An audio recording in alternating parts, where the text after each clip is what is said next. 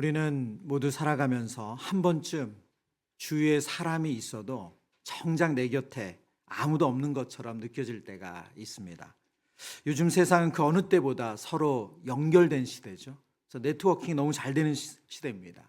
근데 이상하게도 마음 한구석엔 설명할 수 없는 외로움이 자리 잡곤 합니다. 실제로 미국 보건당국의 조사에 의하면 미국의 성인 절반 가까이가 외로움을 느낀 적이 있다고 해요. 더 충격적인 사실은 이 외로움이 그냥 감정적인 외로움이 아니라 외로움이 주는 건강의 유해에 대해서 조사를 했는데요. 외로움을 느끼는, 특별히 심각하게 보건당국이 조사한 이 외로움에 대한 조사를 보면 우리의 건강에 미치는 해악이 하루에 담배 15개 피를 피우는 것만큼이나 해롭다는 연구 결과도 있습니다. 그만큼 외로움이 심각한 문제입니다. SNS 친구 목록에는 수백, 수천 명이 있어도 정말 힘들 때 전화 한 통 할 사람이 없다는 하소연이 나오는 시대입니다. 어떤 나라에서는 아예 돈을 주고 가족 역할, 친구 역할을 해주는 그런 고용하는 서비스가 있다고 해요. 너무 외로우니까 돈을 주고 시간당 혹은 하루 원데이로 결제를 하면 그분들이 연기자가 와서 실제로 그런 가족 역할을 해주거나 친구 역할을 해준다는 거예요. 외롭지 않기 위해서라면 뭐든 해보고 싶은 마음 우리도 이해할 수 있습니다. 하지만 그렇게 애써 봐도 깊은 방 가슴을 파고드는 외로움은 좀처럼 사라지지 않을 때가 있습니다. 특히 인생의 어려운 순간, 고통의 시간을 지날 때면 정말 내 곁에 아무도 없구나 하는 그런 마음 때문에 눈물이 날 때가 있습니다. 오늘 하나님 앞에 기도하러 나오신 우리 성도님들 가운데도 그런 마음을 가진 분이 계실 수 있습니다. 남편도 아내도 자녀도 친구도 내 마음을 다 헤아려 주지 못하고 심지어 하나님마저도 멀게 느껴지는 외로운 밤을 보내는 그런 분이 계실 수 있습니다. 오늘 우리는 그런 외로움에 대해 하나님의 말씀 안에서 답을 찾아보려고 합니다. 누가복음 7장 36절에서 50절 말씀에 보면 누구보다 깊은 외로움과 소외감을 느끼며 살아갔던 한 여인을 우리는 만나게 됩니다. 사람들 사이에서는 죄 많은 여인이라고 불렸고요. 손가락질 받았습니다. 그런데 이 여인이 예수님께 나와서 위로와 은혜를 경험합니다. 오늘 이 여인이 받은 사랑, 그 회복을 통해서 우리의 외로움을 해결해 주시는 그 말씀의 능력, 복음의 능력을 우리가 깨닫기를 원합니다. 오늘 고난주간 특별 새벽기도의 첫째 날입니다. 예수님의 십자가 사랑이 어떻게 우리의 외로운 마음을 어루만지시고 치유하시는지 함께 은혜 받기를 원합니다. 오늘 설교 제목을 아무도 곁에 없다고 느낄 때라고 정했습니다. 우리가 반드시 기억해야 될 복음의 메시지, 아무도 우리 곁에 없다고 느낄 때 하나님께서 말씀을 통해서 우리에게 어떻게 위로하시며 회복해 하시는지를 이 말씀을 통해서 깨닫기를 원합니다. 첫 번째, 사람들 틈 속에서도 밀려오는 외로움을 우리는 경험한다는 것입니다. 오늘 본문에 나오는 장면은 한 바리새인의 집에서 일어났던 일입니다. 시몬이라는 사람인데요.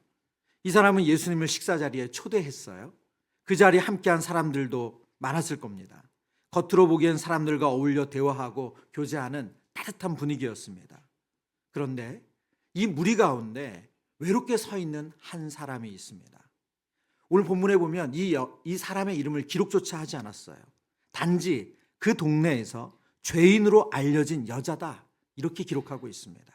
말씀을 보면 이 여인은 이 잔치에, 이 식사 자리에 초대받은 여인은 아니었던 것 같아요.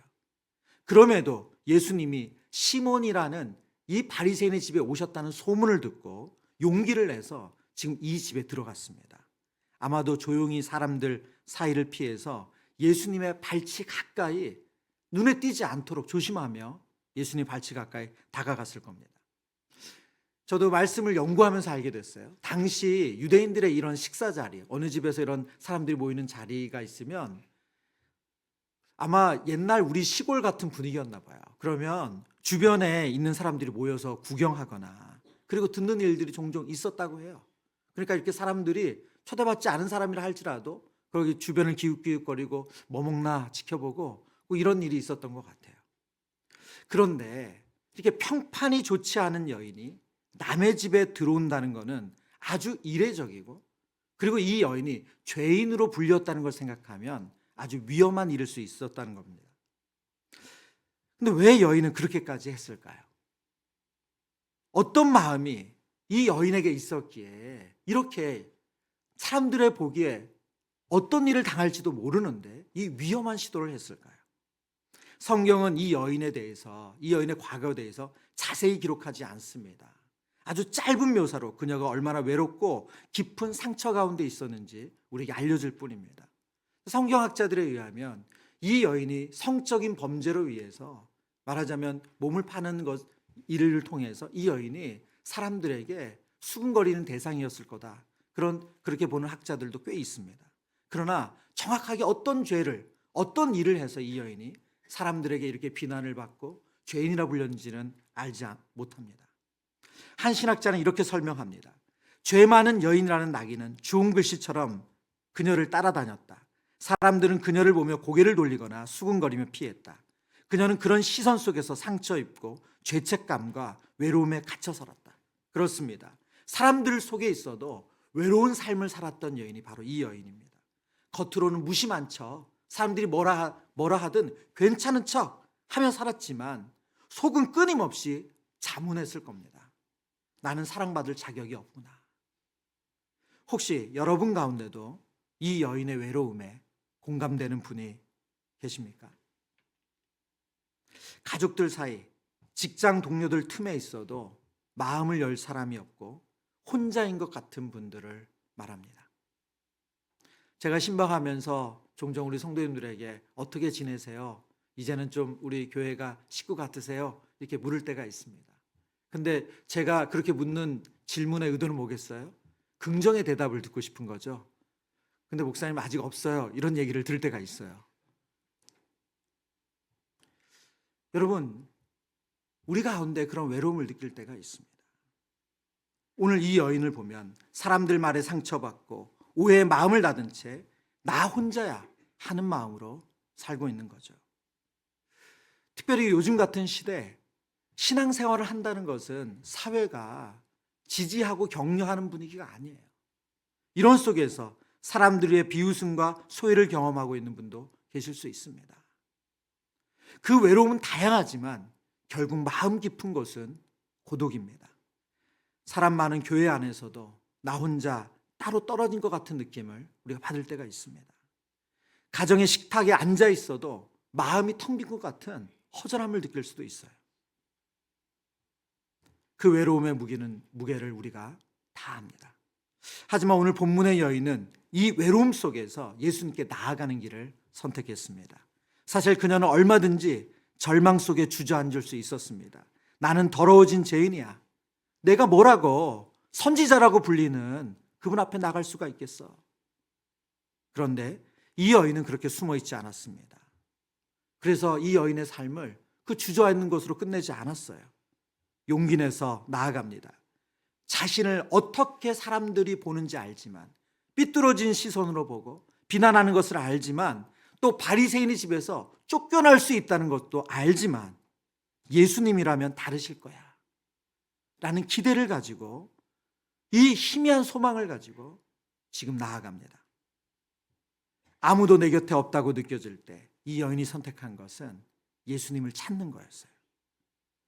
사랑하는 여러분, 우리도 외로움이 깊어질 때 이 여인처럼 주님 앞에 더 간절한 마음으로 나아가야 합니다. 사람에게 버림받다고 느껴질수록, 오해받고 상처를 받았다고 느낄수록 더 깊이 주님을 찾아야 합니다. 나 같은 사람도 주님이 받아주실까 망설이신다면 오늘 이 여인이 우리에게 그 대답을 주고 있습니다. 그녀가 예수님께 나왔을 때 예수님은 단 한 번도 이 여인을 밀어내지 않았어요. 우리 주님은 상한 마음을 멸시하지 않는 분인 줄 믿습니다. 시편 34편 18절 말씀입니다. 여호와는 마음이 상한 자에게 가까이 하시고 중심으로 통회하는 자를 구원하시는도다. 사람들은 손가락질할지 몰라도 주님은 우리의 부서진 마음을 한 번도 외면하지 않으십니다.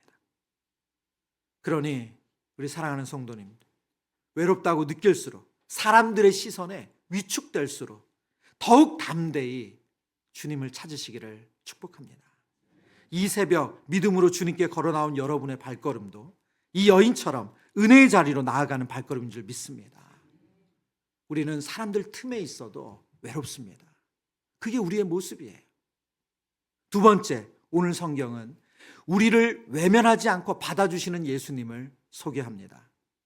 본문을 보면 여인은 마침내 예수님의 곁에 나옵니다. 그리고 그 순간 마음속에 쌓여있던 눈물이 터져 나옵니다. 사실은 저는 이 본문을 묵상하면서 이 여인이 예수님의 발치에서 눈물을 흘리는 이 감정을 사실은 잘 이해하지 못했던 것 같아요. 근데 오늘 이 본문을 설교하기 위해서 다시 한번 본문을 읽으면서 무엇이 이 여인에게 있어서 그렇게 북박치게 했을까? 아마 이 여인의 마음에는 확신했던 것 같아요. 다른 사람은 몰라도 이분은 다르다. 이분이 전한 메시지, 이분이 행했던 기적들, 이분이 만났던 사람들을 생각해 보면 이분은 정말 다른 분이다. 그리고 용기 내서 사람들의 눈을 피해가며 예수님의 그 발치에 서서 예수님의 발을 향유를 부으려고 하기 전에 이 여인은 먼저 눈물을 와르르 쏟아내고 말았어요. 이 여인의 눈물은 단순한 감정의 분출이 아닙니다. 과거의 상처, 회개의 통곡, 그리고 드디어 주님 앞에 섰다는 벅찬 감격이 뒤섞여서 영혼 깊은 곳에서부터 흘러나오는 눈물입니다. 그리고 자신의 머리카락으로 예수님의 발을 닦습니다. 예의상 준비되어야 할 물과 수건 대신에 이 여인의 눈물과 머리털로 예수님의 발을 닦습니다. 그리고 향유가 담긴 값비싼 옥합을 깨뜨려서 예수님의 발에 붓고 입을 맞추고 깊은 사랑과 존경을 예수님께 표현합니다. 여러분 다시 한번 이 장면을 한번 머릿속에 그려보시겠어요? 식사 자리에 갑자기 나타난 여인이 예수님의 발 앞에서 머리를 풀고 흐느끼고 있습니다. 여러분 참 이 장면이 그 자리에 있던 사람들에게는 얼마나 당황스러웠겠어요. 이 여인의 감정을 누구도 따라갈 수가 없죠. 그리고 이 여인이 사람들에게 어떻게 불려진 여인이라는 걸 대부분의 사람들이 알고 있었기 때문에 더 놀랐을 것입니다. 본문에 보면 시몬뿐만이 아니라 사람들이 다 수군거렸을 거예요. 이 초대했던 바리새인 시몬, 속으로도 어떤 생각을 했는지 성경이 자세히 기록하고 있지만 아마 그에게 첫 드는 생각은 저런 여자가 왜 여기 왔지? 내가 부른 적도 없는데 이건 좀 아니지 않나? 성경은 시몬이 어떤 생각을 했는지 이렇게 말하거든요. 7장 39절의 내용인데요. 이 사람이 정말 선지자라면 저 여자가 어떤 여자인지 알 텐데 어떻게 죄인이 저렇게 만지게 두지? 시몬의 눈에 그녀는 하찮은 죄인일 뿐이었습니다. 하지만 바로 그 순간에 예수님은 전혀 다른 반응을 보이세요. 주변 시선을 전혀 의식하지 않으시고 이 여인이 예수님의 발에 입 맞추고 향유를 붓는 이 모든 행동을 지켜보시면서 다 받아주세요. 왜 그러셨을까요? 예수님은 이 여인을 외면하신 것이 이 여인의 외모를 보신 것이 아니라 이 여인의 마음의 중심을 아시고 보셨기 때문입니다. 사람들은 껍데기만 보고 이 여인의 과거만 보고 이 여인을 판단했지만 예수님은 그녀의 깨진 마음과 주님을 향한 그 중심을 보셨어요. 그래서 예수님이 시몬에게 말씀하세요. 이 여자를 보느냐? 사람들이 외면하던 그 여인을 주님은 시선을 돌려서 다시금 이 여인을 보게 합니다. 그리고 시몬이 보였던 행동, 예수님을 초대했던 시몬이 보였던 행동과 이 여인이 보였던 행동을 대조해서 설명하세요.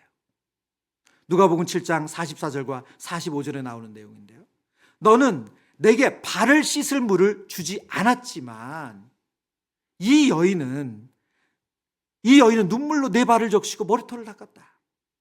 너는 내게 입을 맞추지 않았지만 이 여인은 내가 들어올 때부터 내 발에 입 맞추기를 그치지 않았다. 여러분, 이 말씀 속에서 이 바리새인 시몬이 예수님을 초대하긴 했지만 예수님을 진심으로 받아들여지지 않았다는 것을 알 수 있어요. 그가 정말 진정으로 예수님을 선지자라고 생각하고 예수님을 존경했다면 예수님이 들어오실 때 이미 따뜻한 물, 깨끗한 물, 그리고 수건까지 준비해서 다 예수님의 발을 닦아드렸을 거예요. 예수님을 진심으로 환대했다면 당시 예수님의 유대인들의 인사법처럼 입을 맞추는 인사를 했을 거예요. 주님은 그녀의 작은 행동 하나하나를 기억하시고 공개적으로 그녀를 인정해 주십니다. 사람들은 무시해도 주님은 이 여인의 사랑과 회개를 높이 평가하세요. 그리고 예수님 시몬에게 이어서 비유를 말씀하십니다. 많이 빚진 자와 적게 빚진 자, 50데나리온 빚진 자와 500데나리온 빚진 자. 그리고 이렇게 말씀하세요. 많이 용서받은 자가 많이 사랑한다. 이 진리는 오늘 우리에게도 그대로 적용됩니다. 무엇보다 감격스러운 장면이 바로 이 다음 장면에 나옵니다. 예수님이 이 여인에게 직접 용서를 선언하신 거예요. 내 죄사함을 받았느니라. 그리고 마지막에 이렇게 결정적으로 말씀하세요. 내 믿음이 너를 구원하였으니 평안히 가라. 여러분, 이 대목에서 우리가 다 같이 할렐루야를 외쳐야 됩니다. 할렐루야. 왜요? 왜요? 시몬의 집에 들어오기 전에 이 여인은 누구도 이 여인을 이해해 주는 사람이 없다는 삶으로 살았던 여인이에요. 이 공동체 안에 있지만 매일 같은 길거리를 다니고 같은 가게를 다닐 수 있고, 예를 들면 같은 예배당에 들어갈 수 있지만 누구도 이 여인 곁에 친구로 있지 않았어요. 이 여인은 이 말씀을 듣고 자신의 귀를 의심했을 수 있습니다. 세상에 태어나 단 한 번도 들어본 적이 없던 그 말, 내 죄가 용서받았다. 이 말씀을 예수님이 직접 모든 사람이 듣는 가운데 선포해 주셨어요. 죄인이라고 손가락질 받던 삶이 이 한마디로 완전히 뒤바뀌는 순간입니다. 외면당하고 버림받던 인생이 하나님의 딸로 받아들여지는 순간이에요. 여러분, 이제 이 여인은 더 이상 혼자가 아닙니다. 예수님 한 분으로 인해 온 우주보다 든든한 동행자가 생겼습니다. 여러분, 지금 이 메시지는 바로 우리에게 주시는 메시지인 줄 믿습니다. 예수님은 오늘도 외로운 우리를 이렇게 받아주시는 줄 믿습니다. 세상이 외면할 때도 주님은 우리의 눈물을 외면하지 않습니다. 사람들은 외모와 과거를 보고 판단하지만 우리 주님은 저와 여러분의 중심을 보시는 줄 믿습니다. 그리고 회개하는 자, 상한 마음으로 주님 앞으로 나오는 그 어떤 사람도 물리치지 않으시고 받아주십니다. 내 딸아, 내 아들아, 내가 내 마음을 안다. 지금도 우리 주님은 우리에게 그렇게 말씀하시는 줄 믿습니다. 그래서 오늘 이 새벽에 우리가 하나님께 기도할 때 저와 여러분의 마음 깊은 곳에 있는 그 상한 마음, 그 외로운 마음, 여러분 그 마음을 쏟아놓는 이 새벽이 되시길 축원합니다. 주님이 나를 이토록 사랑하시고 용서하셨는데 그 사랑에 우리가 감사로 반응하는 이 복된 시간 되시길 바랍니다. 또 한 가지, 우리가 우리 주님께 받은 용서와 사랑은 우리 주변으로 외로운 이들에게 흘러가야 합니다. 스스로 의롭다 여긴 시몬은 다른 이의 아픔을 보지 못했어요. 자신이 용서받은 죄인임을 아는 사람은 그러나 다릅니다. 헨리 나우엔이라는 영성 신학자가 있습니다. 그분이 쓴 책 제목이 상처 입은 치유자예요. 상처 입은 치유자. 이 개념은 이분이 처음 쓴 것은 아니에요. 이 상처 입은 치유자라는 어떤 뜻인가? 자신의 고통과 상처를 깊이 경험하고 그것을 회피하지 않고 오히려 그것을 통해 다른 이의 고통을 공감하고 돌볼 수 있는 사람. 이게 상처 입은 치유자라는 거예요. 예를 들면 배우자를 잃은 큰 상처를 경험했어요. 큰 상실을 경험했어요. 자녀를 잃어본 너무나도 아픈 상처를 경험했어요. 그런데 그 상처 안에 주저앉고 절망하며 그렇게 살아가는 것이 아니라 그 상처 안에서 다시 회복되어서 똑같은 상처, 똑같은 아픔을 가진 사람들을 위로하고 용납하고 그 아픔 알아주고 공감하는 사람이 된다는 거예요. 여러분이 그런 외로움을 경험하셨다면, 여러분이 그런 멸시를 경험하셨다면, 여러분이 그런 아픔을 경험하셨다면, 혹 내 주위에, 우리 교회 안에 나와 똑같은 마음을 가진 분은 없을까? 주님처럼 먼저 다가가고 따뜻한 마음으로 그분들을 품어주는 여러분과 제가 되기를 축복합니다. 지금 예수님께서 시몬에게 이 여자를 보느냐? 이 여자를 보느냐? 이전에 그가 가지고 있던 시선을 교정해 주시는 그 예수님의 말씀이 저와 여러분에 들리기를 원합니다. 그래서 우리도 예수님의 시선으로, 그 예수님의 따뜻한 눈으로 우리 곁에 있는 우리의 가족들, 우리의 이웃들, 우리의 공동체를 바라보시길 바랍니다. 오늘 말씀은 우리에게 이렇게 선언하고 있습니다. 예수님은 우리의 인생의 가장 좋은 친구가 되신다. 어떤 사람도 채워줄 수 없는 완전한 사랑으로 우리를 안아주시는 분이시다. 우리가 자주 부르는 찬양 가사처럼, 우리 믿음의 선배들이 정말 하나님 앞에 감사함으로 불렀던 찬양 가사처럼, 죄짐 맡은 우리 구주 어찌 좋은 친구인지, 죄짐 맡은 우리 구주 어찌 좋은 친구인지.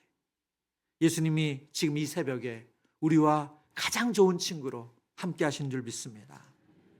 저와 여러분 오늘 이 새벽에 기도할 때, 그래서 주님이 정말 성령님을 통해서 우리의 마음 가운데 사랑하는 내 딸아, 사랑하는 내 아들아, 내가 여기 있다, 나는 너를 안다, 너의 곁에 있다 말씀하시는 그 음성이 들려지길 축복합니다. 세 번째, 오늘 성경이 우리에게 주시는 메시지는 십자가에서 증명된 사랑과 동행을 우리에게 알려주고 있습니다. 우리의 외로움의 궁극적인 해답은 십자가에서 증명된 예수님의 사랑과 동행입니다. 누가복음 7장에 나타난 이 은혜로운 장면, 한 죄 많은 여인이 용서받고 평안을 선포받는 이 장면 뒤에는 곧 십자가에 달리실 예수님의 모습이 그림자처럼 놓여 있습니다. 예수님께서 그녀의 죄를 사하시고 평안히 가라 말씀하실 수 있었던 이유는 무엇일까요? 그것은 바로 예수님께서 이 여인의 죄를 대신해서 십자가에 못 박혀 죽으실 것이기 때문입니다. 그녀의 많은 죄, 우리의 모든 허물과 수치를 대신해서 예수님께서 십자가 위에서 철저한 외면과 조롱을 당하시고 완전히 홀로 남겨질 것이기 때문입니다. 우리의 마음이 너무 외로울 때, 누구도 내 마음 알지 못한다고 느낄 때 우리가 바라봐야 할 대상은 오직 한 분입니다. 누구보다도 외로우셨고 누구보다도 홀로 계셨던 그 예수님의 십자가를 보는 것입니다. 십자가 위에 예수님은 가장 철저히 버림받는 분이셨습니다. 사랑하는 제자들이 예수님을 다 떠나갔어요. 군중들은 끊임없이 소리칩니다. 십자가에 못 박으라고. 십자가에서 예수님은 심지어 이런 절규를 외칩니다. 나의 하나님, 나의 하나님, 어찌하여 나를 버리셨나이까.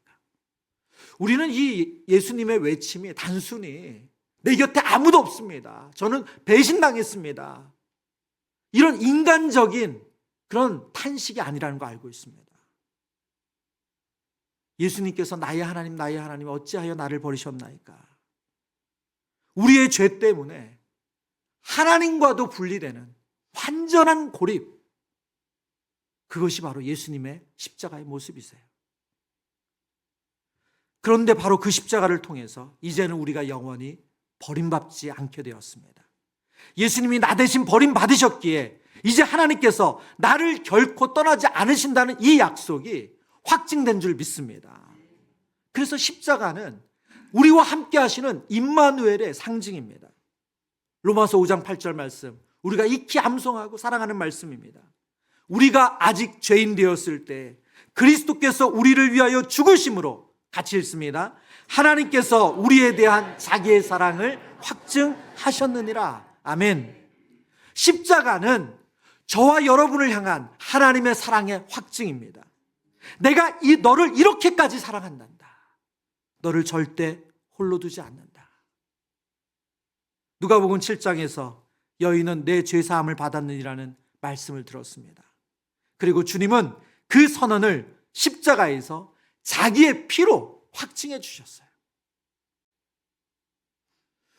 여러분, 이 장면을 다시 한번 우리가 거슬려 생각해 볼까요? 시몬의 집에서 자신의 발 앞에 눈물로 발을 닦고 향유를 부는 이 여인을 예수님은 보시면서 내 죄가 사함받았다 라는 이 말씀을 하실 때 예수님은 십자가에서 죽으실 것을 미리 아셨고 그것을 계획하셨다는 거예요. 그뿐 아니라 예수님은 그 죽음에서 부활하셨습니다. 살아계신 주님이, 부활하신 주님이 우리에게 이렇게 약속하십니다.